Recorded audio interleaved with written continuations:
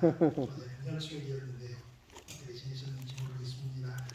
저처럼 이렇게 뒤를 걸어서 좀 크게 걸어서 홍고 촌까지 내려갔다 걸어오고 왔습니다. 그러면서 계속 이렇게 뭐 먹을 게 없나를 찾은 건 아닌데 산딸기가 아주 큰 맛이 있더라고요. 그래서 산딸기를 마음껏 먹자 한 2주는 먹은 것 같아요.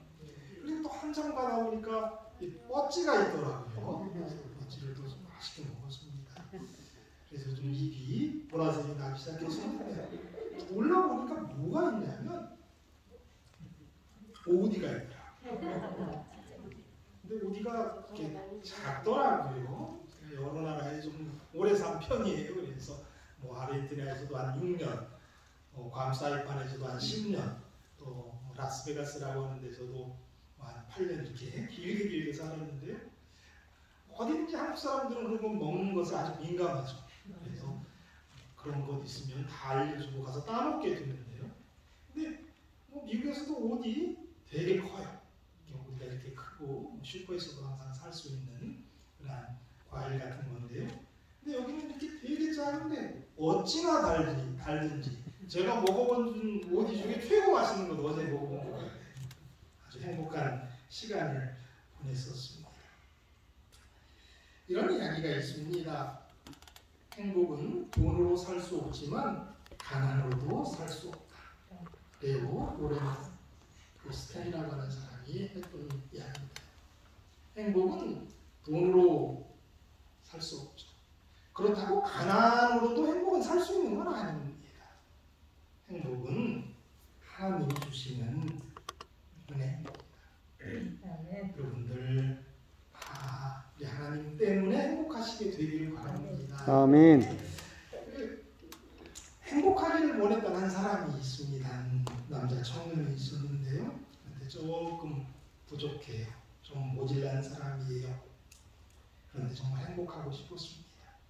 그래서 이 청년이 기도를 했습니다. 꼭 한 가지 소원만 들어달라고. 하나님께서 그 소원을 들어주실 것을 약속을 했습니다. 그래서 그는 그럼 내가 도대체 뭐를 구해야 할까?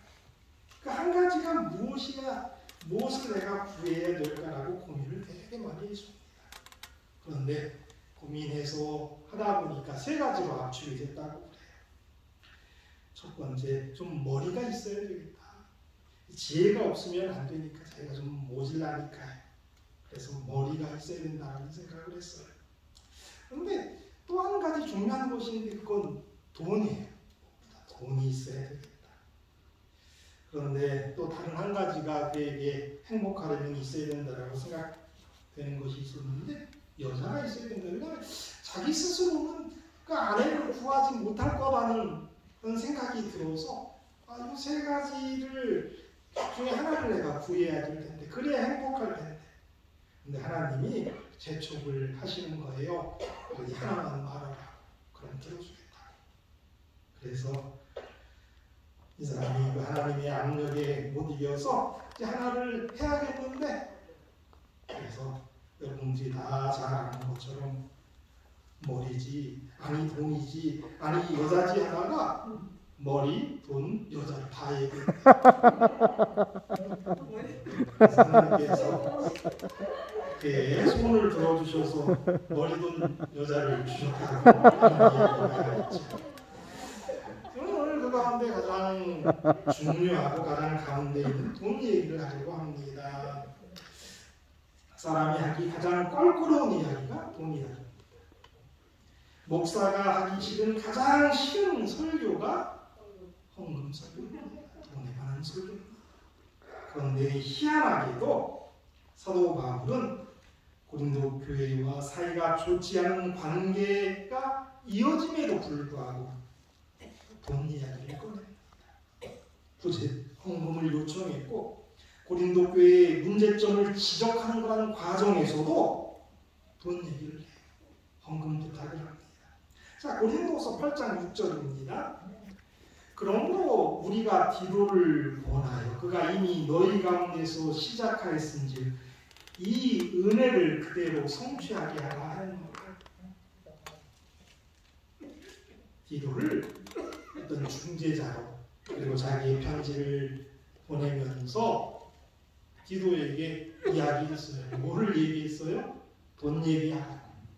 이게 사도 바울의 마음이라는 이야기를 하도록 한 거예요. 고린도전서 16장 1, 2절에 보면 고린도전서 때 벌써 돈 얘기를 한 거를 보게 돼요.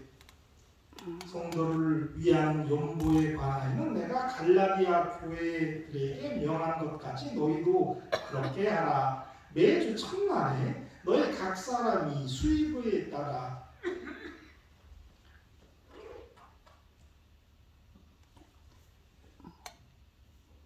따로 연보를 두어서 내가 갈 때 연보하지 않게 하라라고 이야기했어요. 이 고린도전서는 고린도 교회의 문제점들을 하나하나 지적하는 마당에 그 마지막에 돈 얘기를 하는 거예요.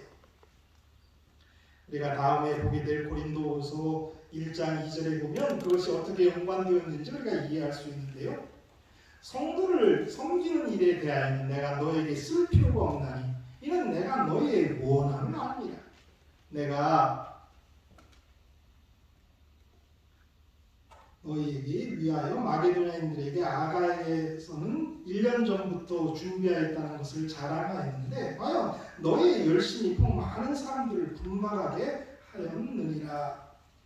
여기 1년 전에 벌써 너희들에게 이야기했다라고 여기 이야기하고 있어요. 그러니까 고린도전서가 적어도 1년 전에 쓰여진 편지임을 알 수가 있어요. 그러니까 고린도 교회가 문제가 있음을 아주 신랄하게 지적하고 권고하면서도 돈 얘기를 했고 디도를 보내면서도 돈 얘기를 했고 고린도후서를 쓰면서도 그는 돈 얘기를 하는 거예요. 근데 이 돈은 다른 돈이 아니라 구제헌금, 특별히 예루살렘에 큰 기근이 들었는데 대개 학자들이 AD 51년부터 61년까지 거의 한 10년 더 길게 보는 학자들도 있어요. 그 당시에 큰 기근이 들었는데 그때에 그 어려움을 위해서 사도 바울이 나서서 구제연금을 모았는데요. 바로 그 일과 관련되어서 돈 얘기를 하는 거죠.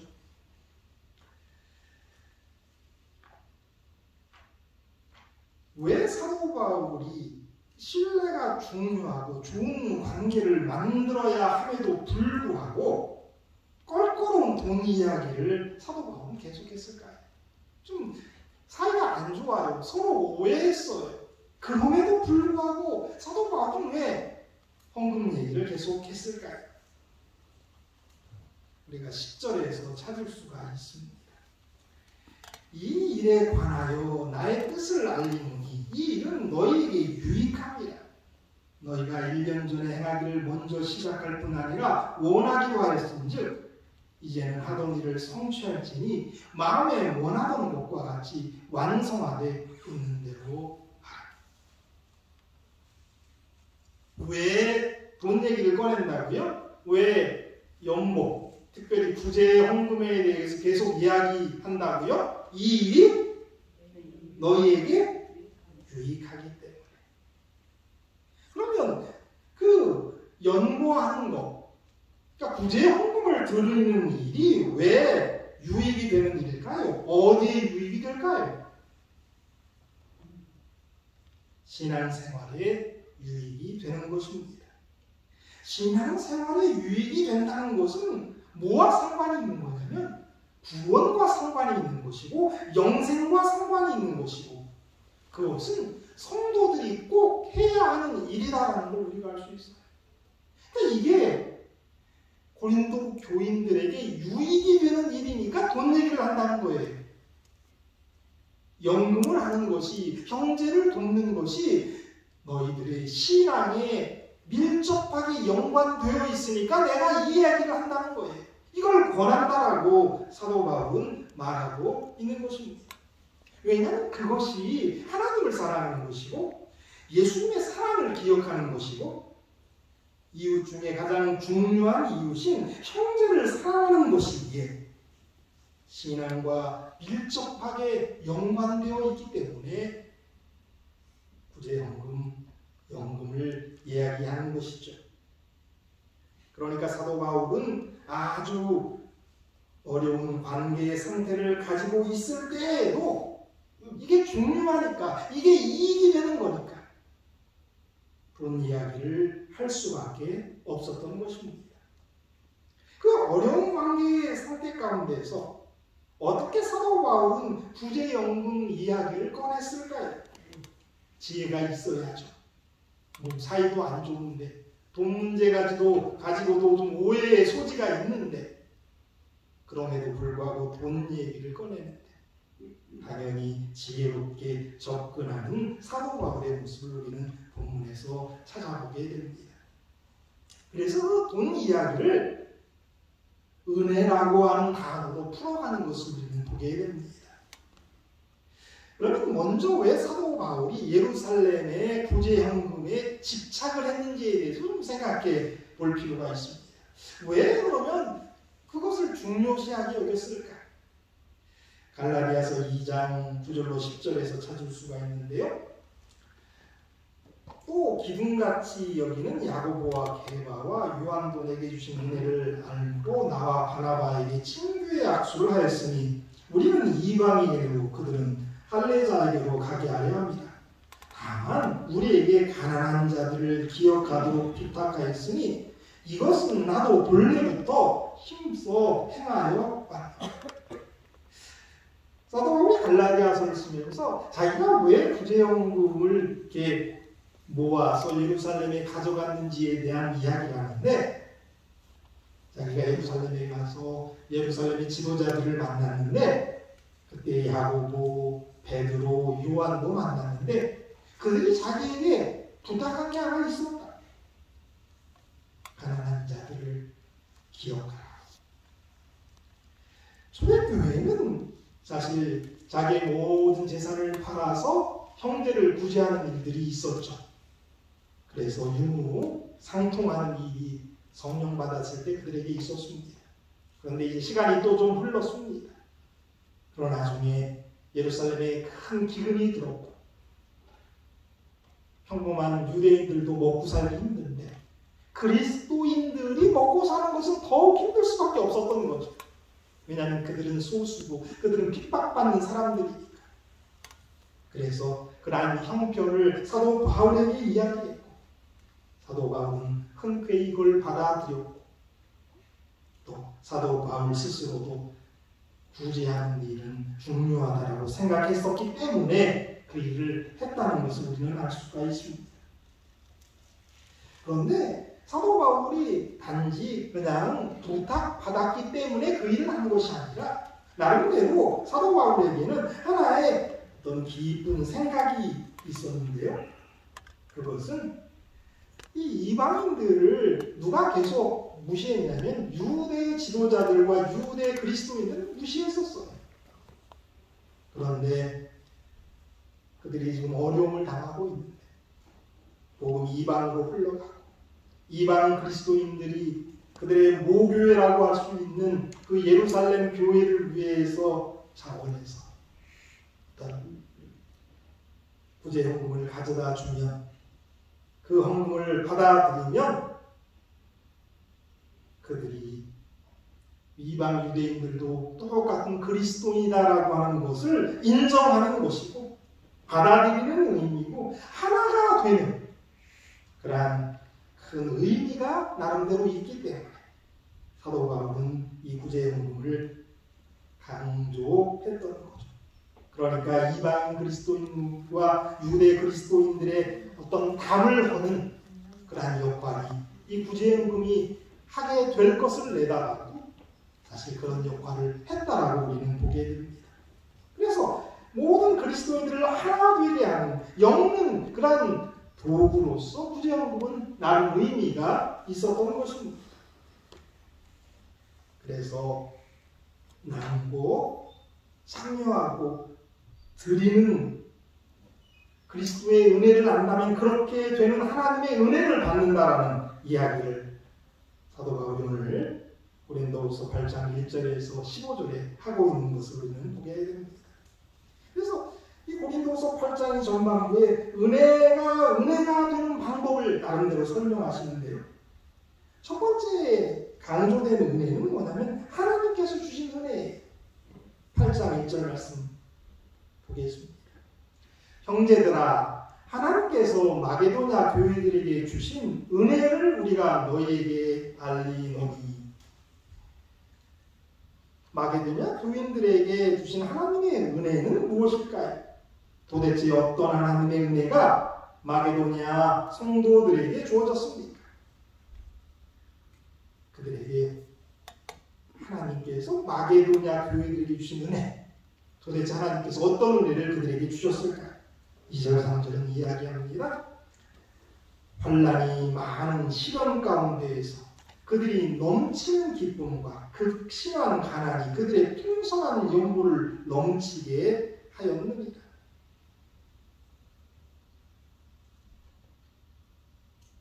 내가 증언하노니 그들이 힘대로 할 뿐 아니라 힘에 지니도록 자원했다 라고 여기 말합니다.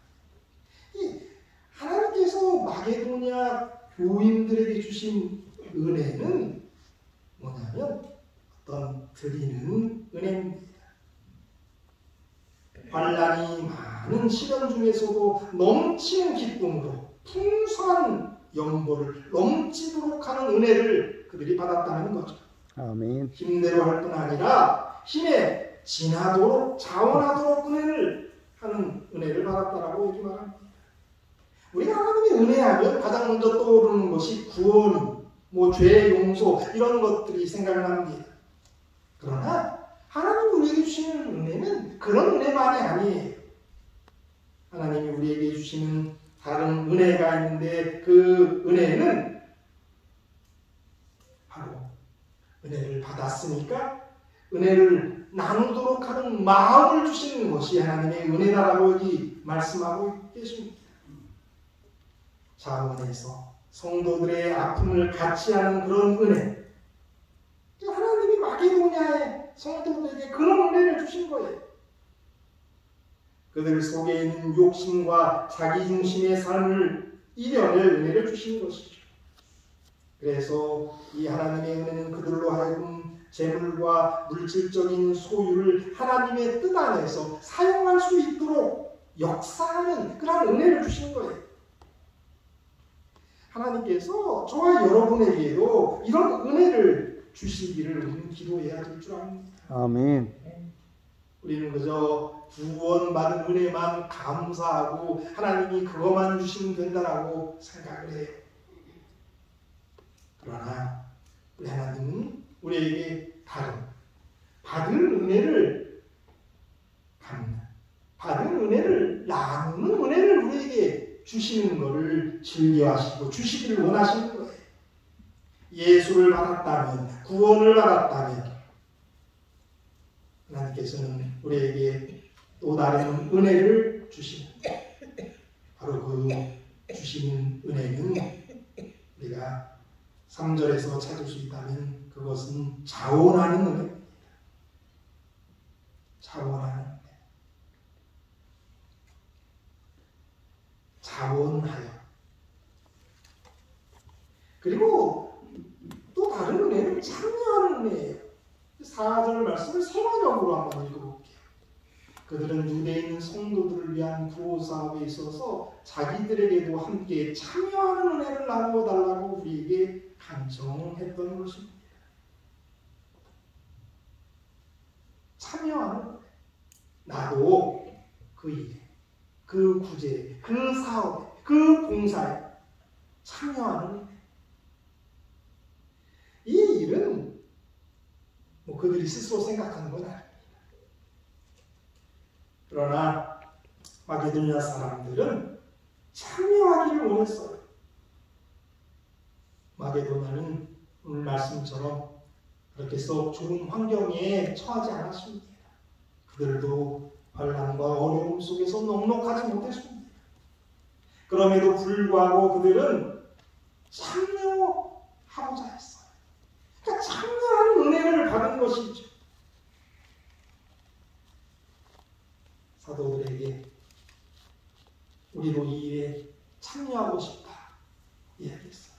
아마 사도들은 당신들은 어려우니까 안 하셔도 된다라고 얘기했을 거예요. 그러나 그들은 참여하기를 원했고 힘에 지나도록 자원해서 그 일을 했다는 거죠. 그랬다면 그들은 어떻게 그렇게 할 수 있었을까요? 아주 간단합니다. 그들의 모든 것을 줄였겠죠. 그들의 먹을 것을 줄였을 것이고 그들의 누릴 것을 줄였을 것이고 그래서 그들은 예루살렘 교회의 가난한 성도를 위해서 자원해서 참여하는 그러한 은혜를 누리게 되는 것이죠. 마게도니아의 상황을 보면 여러 핑계를 댈 수가 있었습니다. 그러나 핑계하는 것이 아니라 참여하고자 하는 그들의 마음, 그것이 그들에게 은혜였단 말이에요. 사랑하는 여러분, 우리에게도 남을 도울 수 있는 기회가 옵니다. 어떨 때에는 내 코가 석자다라고 이야기하면서 뒤로 미룰 때도 있어요. 그러나 우리에게도 우리 하나님께서 참여하는 은혜를 우리에게 주신다면 우리도 어려운 가운데도 풍성하게 드릴 수 있는 그러한 헌신이 우리에게도 생길 것입니다. 옛날에 마게도냐 교우들이 그렇게 했던 것처럼 말입니다. 참여하는 것은 기회, 참여하는 그것이 은혜입니다. 부재라고 하는 것은, 남을 돕는 것은 이 땅에서만 할 수 있는 거예요. 결코 영원토록 할 수 있는 것이 아니에요. 그리고 이 부재는 기회를 놓치면 끝나는 거예요.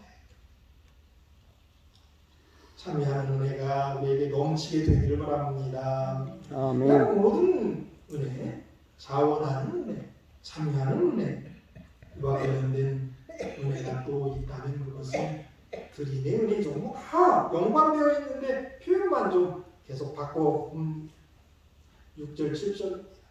그러므로 우리가 기도를 원하여 그가 이미 너희 가운데 시작하였은지 이 은혜가 그대로 성취하라 하였노라. 오직 너희는 믿음과 말과 지식과 모든 간절함과 우리를 사랑하는 이 모든 일의 풍성함 같이 이 은혜에도 풍성하게 할지니라. 사도 바울은 고린도 교회 교우들이 여러 풍성한 은혜를 받았다라고 말씀하십니다. 그래서 그들은 믿음도 말도 지식도 간절함도 또 사도 바울의 일행을 사랑하는 것도 다 풍성했다라고 합니다. 그런데 이 은혜는 드리는 은혜겠죠. 이 은혜에도 좀 풍성했으면 좋겠다라고 말합니다.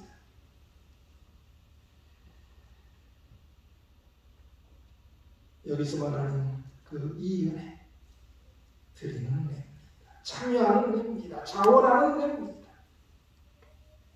입으로만 아니라 물질적으로 도우는 은혜. 부장에서 우리가 계속 보겠지만은 고린도 교회는 원래 이러한 자원하는 마음이 있었어요. 그러나 교회에 많은 문제가 있어서 그 일이 좀 지지부진해서 아주 큰 결과가 없었던 것 같아요. 그래서 사도 바울은 그들에게 다시 한번 그들이 시작했던 것을 온전히 성취하고 마무리하기를 원합니다. 저희가 먼저 자신을 죽게 드리고 또 하나님의 뜻을 쫓아 우리에게 주었다. 바로 이 은혜는 드림의 은혜입니다.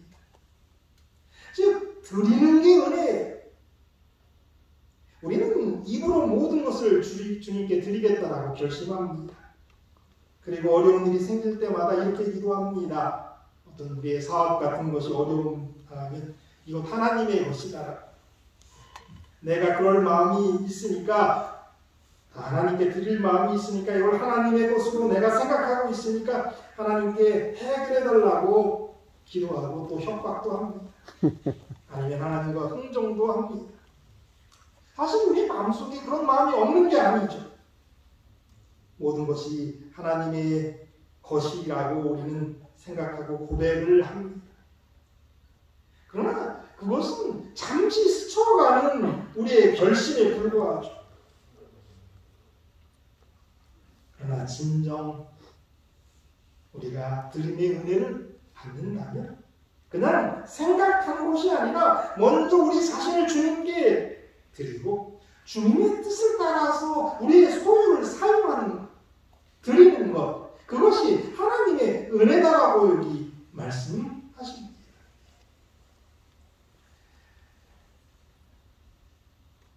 왜 우리가 온전하게 드리지 못합니까? 입으로만 하니까 그래요. 그러나 정말 우리 자신을 주님께 드린다면 마게도냐 지역의 교우들처럼 자원해서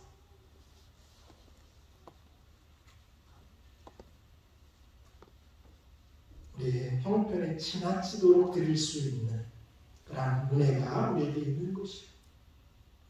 그러한 은혜를 누릴 때 하나님께서 채워주시는 다른 공급하심을 우리는 맛보게 될 것입니다. 아멘. 그러면서 그런 모든 은혜가 그리스도의 은혜라고 하는 것을 경험한 사람에게서는 다 나타나는 것이다라고 말씀하고 있는 거예요. 8절 9절입니다. 내가 명령으로 하는 말이 아니요 오직 다른 이들의 간절함을 가지고 너의 사랑의 진실함을 증명하고자 합니다. 우리 주 예수 그리스도의 은혜를 너희가 알고 부유하심으로써 너희를 위하여 가난하게 되심을 그의 가난함으로 말미암아 너희를 부유하게 하려 하심이니라. 부유하신 예수님께서 우리를 위해서 가난하게 되신 것은 정말 큰 은혜입니다. 그게 그리스도의 은혜입니다. 이 그리스도의 은혜를 깨달은 사람은 이 예수님의 그 큰 희생을 받은 사람은 그러한 사람을 그러한 은혜를 베풀 수 있다는 거죠. 베풀어야만 한다는 거죠. 그러니까 우리가 이 남을 돕고 하나님께 주시는 은혜, 드림의 은혜, 자원하는 은혜, 이런 은혜를 우리가 누릴 수 있는 또 누려야 하는 그 이유는 우리가 그리스도의 은혜, 그 은혜를 받았기 때문이다라고 여기 말씀하고 있는 거예요. 아멘. 왜 우리가 어려운 사람을 돕고 그들에게 그런 마음을 표현해야 합니까? 그리스도의 은혜 때문이죠. 그분의 가난함으로 말미암아 우리가 부유하게 되었기 때문에 이 은혜를 아는 사람은 가난한 사람들을 외면할 수 없고 그 은혜를 실천할 수밖에 없다라고 말씀하고 있는 것입니다. 11절에서 15절의 말씀은 9장에서 다시 한번 반복되기 때문에 그 내용은 그때 설명하도록 하겠습니다. 오늘 저희는 고린도후서 8장 1절에서 15절의 말씀을 가지고 두 가지 은혜를 살펴봤어요. 하나는 하나님께서 주신 은혜고요. 다른 하나는 그리스도의 은혜입니다. 그리스도의 은혜를 받은 사람은요, 하나님께서 우리에게 주시는 은혜 드리고 자원하고 나누는 그러한 은혜를 실천한다라고 이렇게 말씀하고 계십니다. 사랑하는 여러분, 우리에게도 이런 드림의 은혜가 하나님께서 주시는 은혜가 있게 되기를 바랍니다. 아멘. 그래서 우리가 하나님을 정말 사랑하고 우리의 이웃을 내 몸과 같이 사랑하는 우리 하나님의 법을 완성하는 저와 여러분이 되기를 간절히 바랍니다. 그것이 하나님의 뜻임을 기억하시게 되기를 바랍니다. 아멘. 기도하겠습니다. 하늘 계신 아버지,